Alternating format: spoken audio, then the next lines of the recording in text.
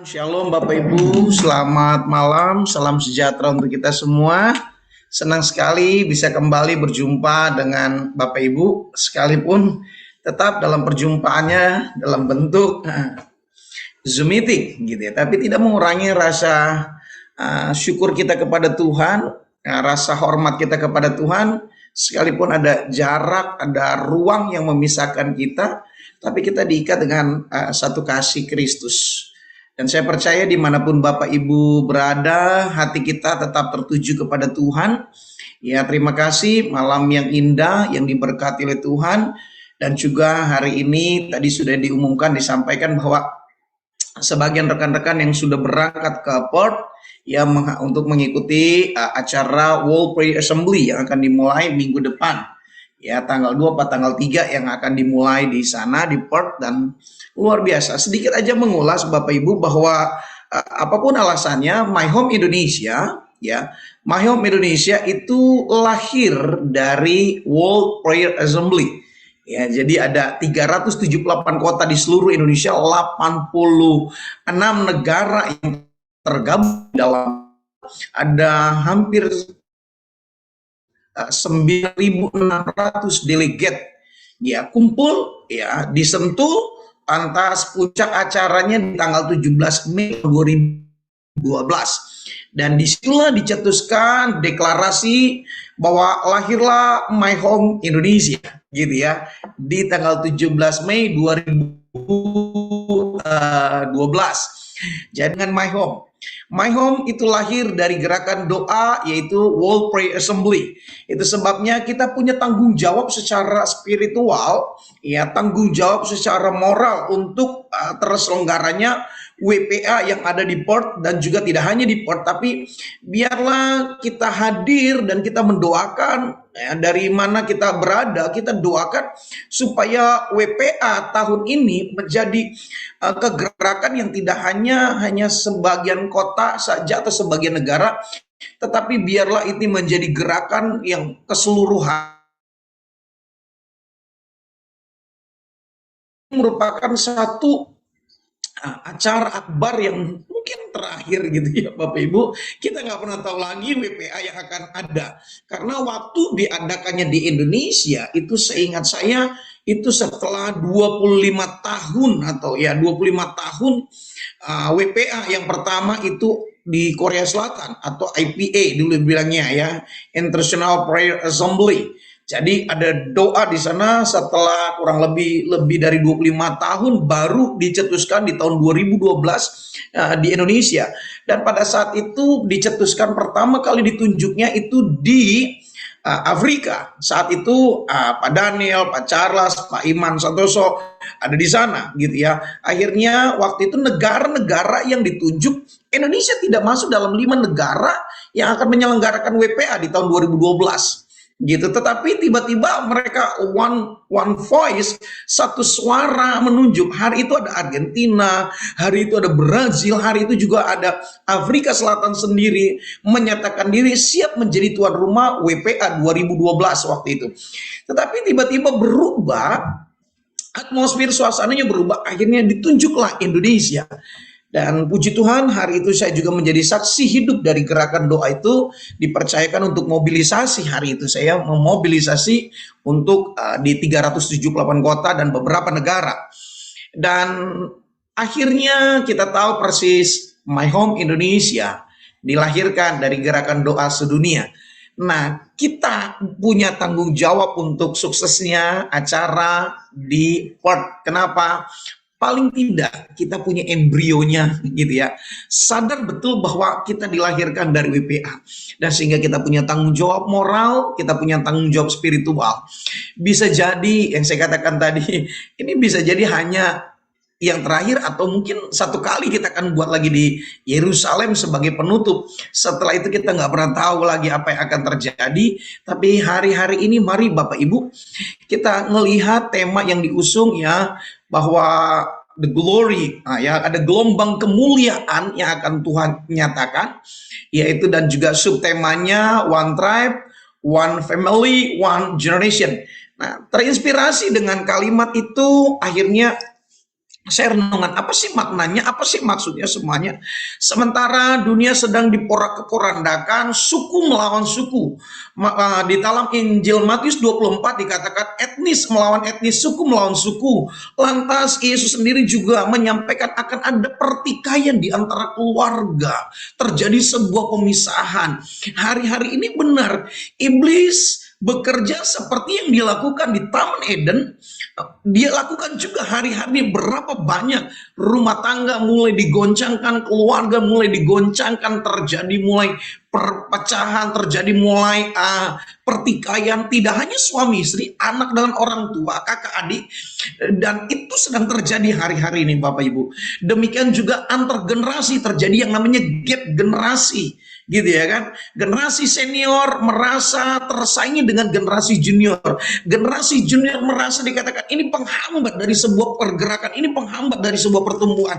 Saling mempersalahkan, dan ini strategi yang sama yang pernah iblis lakukan di Taman Eden, yang iblis pernah lakukan juga kepada Kain dan Habel, dan seterusnya iblis pernah lakukan juga untuk di zaman Nuh pasal yang ke-6 dari kitab Kejadian. Ini terjadi. Tetapi hari ini saudara, di WPA ini kita sedang membalikkan keadaan. Makanya one tribe, one family, one generation, mengembalikan dari sebuah rancangan Tuhan untuk sebuah bangsa yang besar, keluarga yang diberkati, dari generasi ke generasi, tidak ada regenerasi tapi intergeneration. Ya, jadi betul-betul generasi dalam satu kesatuan, generasi ilahi. Maka dicatatkan dalam kitab Mazmur pasal yang ke-22, satu nubuatan dan menjadi doa kita hari ini juga, segala ujung bumi akan mengingatnya. Mazmur 22 dari ayat yang ke-27 mulai, segala ujung bumi akan mengingatnya dan berbalik kepada Tuhan, dan segala kaum etnis ini dari bangsa-bangsa akan sujud menyembah di hadapannya. One tribe, satu suku, ya, dari setiap banyak suku akan bersatu menyerukan hanya satu nama yang diserukan, yaitu nama Yesus. Sebab Tuhanlah yang empunya kerajaan, dialah yang memerintah bangsa-bangsa. Yang kepadanya akan sujud menyembah semua orang yang sombong atau orang yang congkak di bumi. Di hadapannya akan berlutut semua orang yang turun ke dalam debu. Dan orang yang tidak dapat menyambung hidup, anak cucu, anak-anak cucu. Kita lihat a family, one family, ya, akan beribadah kepadanya dan akan menceritakan tentang Tuhan kepada angkatan yang akan datang. Mereka akan memberitakan keadilannya kepada bangsa yang akan lahir nanti, sebab ia telah melakukannya. One generation, ada satu generasi yang Tuhan sedang persiapkan. Jadi one tribe, one family, one generation. Artinya apa? Kita sedang membalikan keadaan di mana iblis bekerja memecah belah, tapi gereja Tuhan memiliki sebuah tanggung jawab, menjawab doa Yesus, menjawab kerinduan Yesus, menyatukan dari berbagai macam perbedaan. Bukan berarti kita akhirnya menjadi kebersamaan itu artinya seragam, tidak Bapak Ibu. Tetapi dalam keberagaman kita diikat menjadi satu kesatuan yang indah. Apa yang mengikat kita? Hanya satu bahasa, yaitu bahasa kasih. Hanya satu yang mampu mengikat kita, yaitu tali darah Kristus yang mengikat kita. Tidak ada yang lain. Dan ini harusnya menjadi sebuah DNA dari kehidupan kekristenan. Karena perlu kita ketahui kembali, bukankah Yesus mati untuk setiap manusia? Manusia, Yesus mati tidak hanya untuk satu golongan tertentu atau manusia tertentu. Yesus tidak hanya mati untuk Israel. Yesus tidak mau mati hanya untuk etnis tertentu atau golongan tertentu atau strata tertentu. Tapi Yesus mati untuk semua manusia. Dengan sebuah harapan apa? Kembali suku demi suku dipersatukan. Ketika ada banyak suku yang berserakan gitu ya. Dan Indonesia salah satu negara dengan suku terbanyak gitu ya Bapak Ibu. Suku yang sangat luar biasa. Indonesia kaya dengan etnisnya. Indonesia kaya dengan budayanya. Tapi kita bersyukur Indonesia sebagai miniatur dunia. Ya, Indonesia sebagai miniatur dunia. Semua suku ada. terhisap dalam bingkai Bhinneka Tunggal Ika. Dan kita memiliki keberagaman itu. Dan kita dipersatukan dimulai dari kita. Karena My Home dilahirkan dari kesatuan doa dari berbagai macam negara. Sehingga kita punya tanggung jawab yang besar juga untuk mempersatukan dari berbagai macam perbedaan. Bukan harus menyeragamkan Bapak Ibu, tetapi kita menjadi katalisator, menjadi penghubung dari berbagai macam perbedaan. Kita menyatukan, mari kita bersatu untuk mempersiapkan, yaitu satu keluarga apa? One family, keluarga Abraham. Satu keluarga memiliki ikatan tali darah yang sama, yaitu darah Kristus. Tidak hanya itu, maka kita menjadi satu generasi, yaitu generasi ilahi yang dinanti-nantikan. Bukankah saya dan saudara yang sedang dinanti-nantikan menjadi jawaban dari kebutuhan dunia hari ini? Saya percaya tidak satu kebetulan kita ditempatkan di sebuah bangsa yang besar dengan berbagai macam etnis, dengan berbagai macam agama, dengan berbagai macam golongan, dengan berbagai macam doktrin.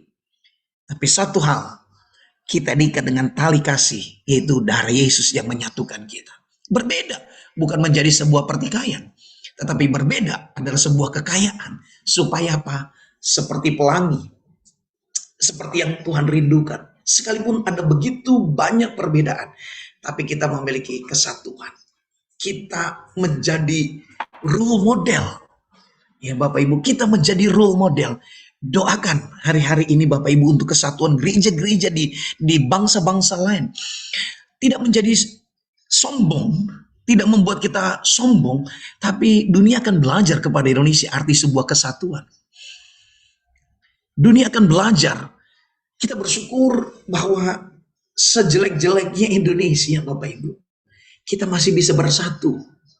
Doktrin yang berbeda, sinode yang berbeda, ya kan saudara? Tapi kita masih bisa bersatu, berdoa bersama-sama. Kita bisa berdoa bersama-sama, bersatu dari berbagai. Belum pernah terjadi dalam sejarah sejarah dunia ini. Kota demi kota bersatu, berdoa bersama-sama. Terakhir yang saya tahu waktu kita memobilisasi Damailah Indonesiaku, ada 555 kota di seluruh Indonesia dan mancanegara. Kita bersatu berdoa, berbeda-beda sukunya, berbeda-beda doktrinnya, berbeda-beda sinode, tapi kita masih punya mentalitas mau dipersatukan. Kita masih punya kerinduan untuk menjawab doa. Saudara, berbeda dengan negara-negara lain. Mungkin ada gereja besar di sana, tapi kesatuannya tidak terjamin, saudara. Tidak terjalin, maksud saya, tidak terjalin kesatuan di sana. Bahkan di Amerika sendiri, bahkan di Eropa sendiri, bahkan di Afrika sendiri, bahkan di India sendiri, bahkan di China sendiri, saudara. Tapi kita bersyukur Indonesia, sekalipun dengan berbagai macam, beragam-ragam etnis, beragam agama, bahkan beragam doktrin kita yang Kristen ini aja, banyak banget. Dari karismatik aja ada kurang lebih 380 sinode. Aliran PGPI, saudara, belum aliran yang lain, belum PGI, belum yang lain, dan saya nggak tahu ada berapa aliran, berapa ribu aliran, berapa banyak doktrin. Tapi kita masih bisa duduk bersama-sama dan kita bisa menjadi role model. Itu sebabnya mari kita menjadi teladan dan contoh. My Home Indonesia akan menjadi pilot project, arti sebuah kesatuan, seperti yang Bapak Ibu dari berbagai macam tempat daerah kita bisa berdoa bersama-sama. Padahal Bapak Ibu punya kebutuhan lain, Bapak Ibu mungkin ada kesibukan yang lain, tapi Bapak Ibu bisa datang bersama-sama. Ya, kita bergabung berdoa bersama-sama. Kenapa? Visinya satu, hanya untuk Yesus. Selama visinya menjalankan visi ilahi, visi Yesus, maka kita bisa dipersatukan. Kecuali kalau visi kita berbeda, tidak menjalankan visi Yesus, maka kita akan sulit bisa bersatu. Selama visinya menjalankan amanat agung, visinya visi yang daripada Yesus, kita pasti bisa dipersatukan. Dan biarlah kita menjadi contoh teladan. Doakan untuk keberangkatan teman-teman, rekan-rekan yang lain, saudara-saudara kita yang lain. Biar nanti di part itu doa kita betul-betul minta Tuhan. Seperti yang Tuhan lakukan di Indonesia. Tuhan juga lakukan di Australia. kesatuan gereja-gereja di Australia. Tidak hanya Australia, regional Asia Pasifik, Ocean Pacific, ya kan saudara. Oh, jadi doakan Asia Pasifik ini menjadi gereja yang bersatu. Gereja yang betul-betul mereka mengikatkan diri satu dengan yang lain. Tidak merasa lebih pintar, tidak merasa lebih rohani, tidak merasa lebih hebat dari yang lain. Karena apa? Satu dengan yang lain saling membutuhkan. Satu dengan yang lain saling memerlukan. Di mana ada kesatuan, saya percaya the glory of God. Jadi ada kemuliaan Tuhan yang hadir. Di mana ada kemuliaan Tuhan hadir, di sana pasti terjadi transformasi, terjadi terobosan, terjadi perubahan. Doakan untuk kegerakan-kegerakan ke depan. Biarlah My Home Indonesia menjadi role model dari sebuah kesatuan. Tuhan Yesus memberkati kita semua.